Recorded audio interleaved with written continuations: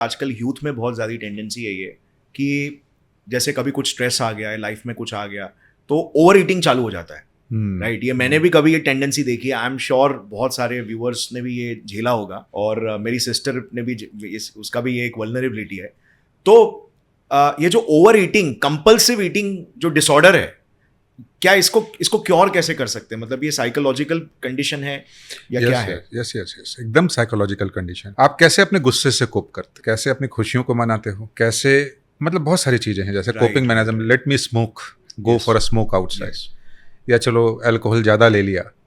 लेकिन easiest coping mechanism क्या है जो घर घर में है? वो फूड है।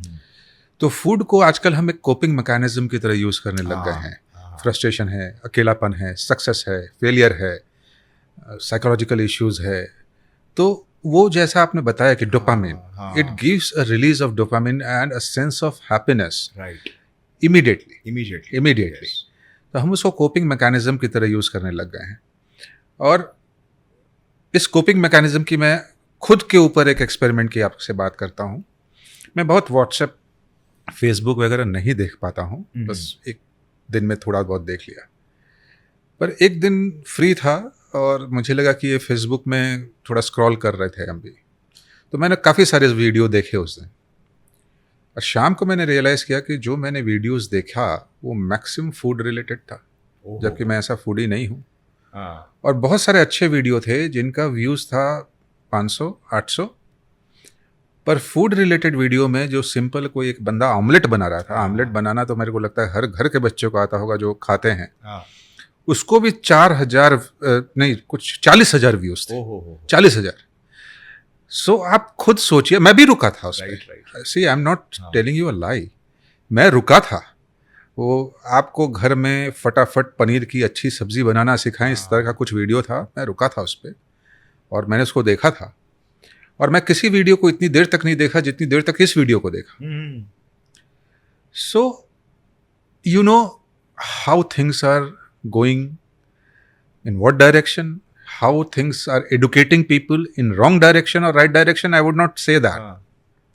गलत है, मैं ऐसा नहीं बोल रहा हूँ, पर चीजें तो सब कुछ अवेलेबल है, हर चीज की वल्नरेबिलिटी है जो कि आज के मॉडर्न लाइफ में एक्सप्लॉइट हो रही है कॉन्स्टेंटली। ऐसी टेंडेंसी होती है आजकल यूथ में, बहुत ज़्यादा टेंडेंसी है ये कि जैसे कभी कुछ स्ट्रेस आ गया है लाइफ में, कुछ आ गया तो ओवर ईटिंग चालू हो जाता है। राइट, ये मैंने भी कभी ये टेंडेंसी देखी है। आई एम श्योर बहुत सारे व्यूअर्स ने भी ये झेला होगा, और मेरी सिस्टर ने भी उसका भी ये एक वल्नरेबिलिटी है। तो ये जो ओवर ईटिंग, कंपल्सिव ईटिंग जो डिसऑर्डर है, क्या इसको क्योर कैसे कर सकते हैं? मतलब ये साइकोलॉजिकल कंडीशन है या क्या है? यस, एकदम साइकोलॉजिकल कंडीशन है। देखिए, अभी हमारा समाज आज भी इतना तो मैच्योर हुआ ही नहीं है कि इस चीज़ को ओपन में डिस्कस कर सके कि मुझे साइकोलॉजिकल प्रॉब्लम है। ओवर ईटिंग की बात नहीं कर रहा हूँ, in general also.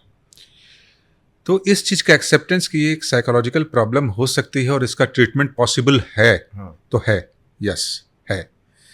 Compulsive disorder जो ईटिंग डिसऑर्डर है, जैसे आप रोक ही नहीं पाते हो आप। जैसे भरपेट खा लिया, माँ ने बोला कि बेटा अब एक रोटी ले ले, ना, वो उस वक्त 4 रसगुल्ले आ गए जो अपने को पसंद हैं, तो हाँ, ये कंपल्सिव डिसऑर्डर है जहाँ पे हम कंट्रोल नहीं कर पा रहे। उसके रीजंस बहुत सारे हो सकते हैं, अलग अलग लोगों में अलग अलग तरीके के रीज़न हो सकते हैं।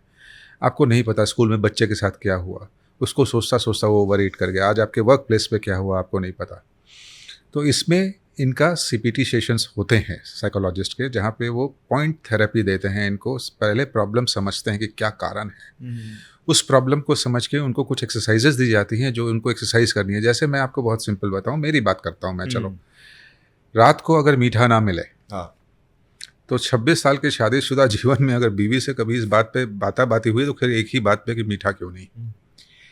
पर मुझे लगा छोड़ने की ज़रूरत है, तो मैंने एक चीज़ खुद से डेवलप की।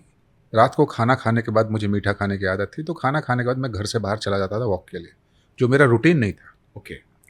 10 मिनट के बाद वो तलब खत्म हो जाती थी, और जितनी बार तलब होती थी उतनी बार मैं उठ के बाहर निकल जाता था। तो ये तलब अब खत्म हुई तो ये खत्म हो गई, हो गया।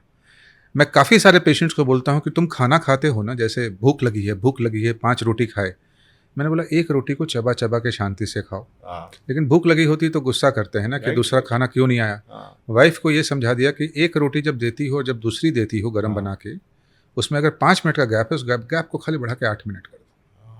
सिर्फ 8 मिनट कर दो, क्योंकि ये स्ट्रेस ईटिंग की वजह से होता स्ट्रेस, है। वो फटाफट जितना खा आप रहे हैं आप। कंप्लेन करोगे हाँ। उतना ज्यादा आपको और खाने का मन करेगा। और साथ में जब खाना अंदर गया है हाँ तो अंदर जाने के बाद स्टमक सेंसर ब्रेन को सिग्नल देगा, हाँ ब्रेन को लगेगा कि हाँ मेरे को खाना आया, राइट उतना टाइम तो दो।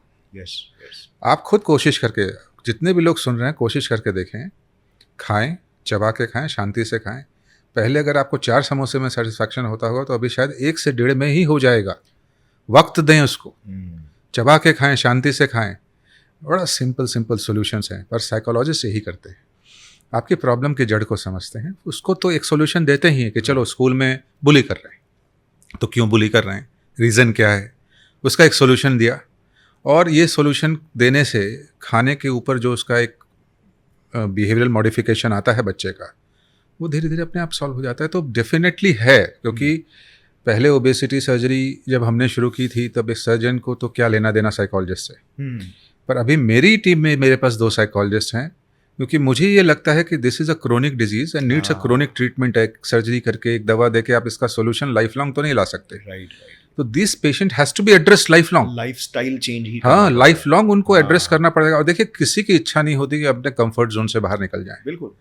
तो उस कंफर्ट जोन से बाहर निकालने की मैं बात नहीं कर रहा हूँ। मैं ऐसा भी नहीं कह रहा हूँ कि एक 30 साल का आदमी, 73 साल अभी नॉर्मल एज है इंडिया में, कि वो अगर 30 साल में मान लीजिए सर्जरी कराता है या किसी कारण से पतला होता है तो अगले 43 साल तक वो ना खाए, ऐसा तो देखिए पॉसिबल भी नहीं है। राइट। क्योंकि हिंदुस्तान का कल्चर ही ऐसा है कि पैदा होने पे भी हम खुशी मनाते हैं, खाते हैं, और मरण पे भी 12वीं पे गुलाब जामुन ही खाते हैं।